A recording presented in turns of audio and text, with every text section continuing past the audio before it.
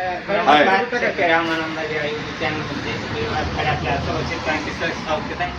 शेतकरी मित्र आज आपण नांदूरपाटा कार्तिक फर्टिलायझर या दुकानावर आपण आलेलो आहोत आणि तिथे शेतकरी आहेत ते सध्या टबजवाले शेतकरी आहेत आणि हे विचारतील आपल्याला कधी आपल्या महाराष्ट्रामध्ये कधी पाऊस येते. तर शेतकरी मित्र 22 तारखेपासूनच पावसाला सुरुवात झाली आहे आणि हा पाऊस जवळजवळ 30 तारखेपर्यंत राहणार आहे.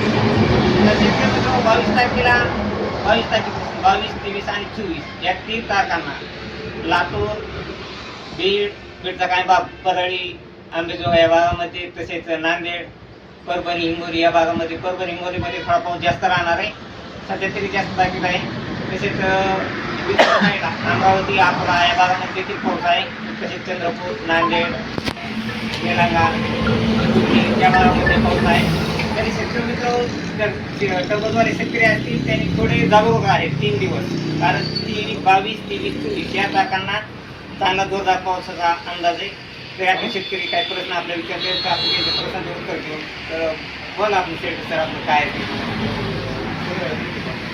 आता तुम्ही म्हणताय परळी आणि तिकडल्या भागामध्ये पाऊस राहील. मग बीड जिल्ह्यामधल्या बीड तालुका, गेवराई तालुका इथला पाऊस कसं राहील?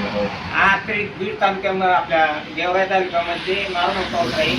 तर बीड जिल्ह्यामध्ये इकडला भाग जर पाहिला असता अंबेजोगाई, परळी या भागामध्ये पावसाची जास्त राहणार आहे आणि बीड तालुक्यामध्ये पाऊस आहे पण एकदम नॉर्मल पाऊस आहे, 0.5 मिली. पावसासोबत अशी शंका आहे की वारं येण्याची शक्यता आहे की जेणेकरून दुसरी पिकांना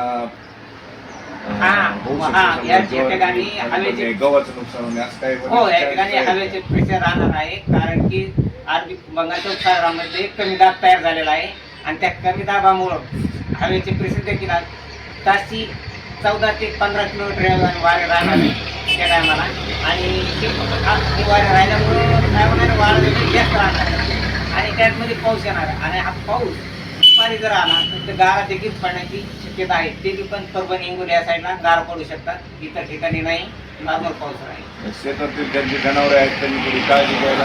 हा, दुपारच्या टायमाला थोडी काळजी घ्या. आपली जनावर झाडाखाली जर बांधलेली असतील तर झाडाखाली बांधून आता थोडी आपल्या कोट्यामध्ये बांधा, कारण त्या टायमाला विजा पडण्याची दाट शक्यता असते.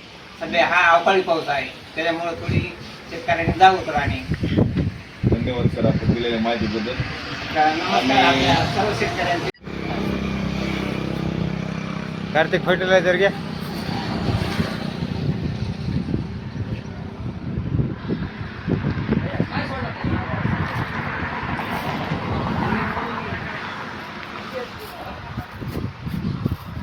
आज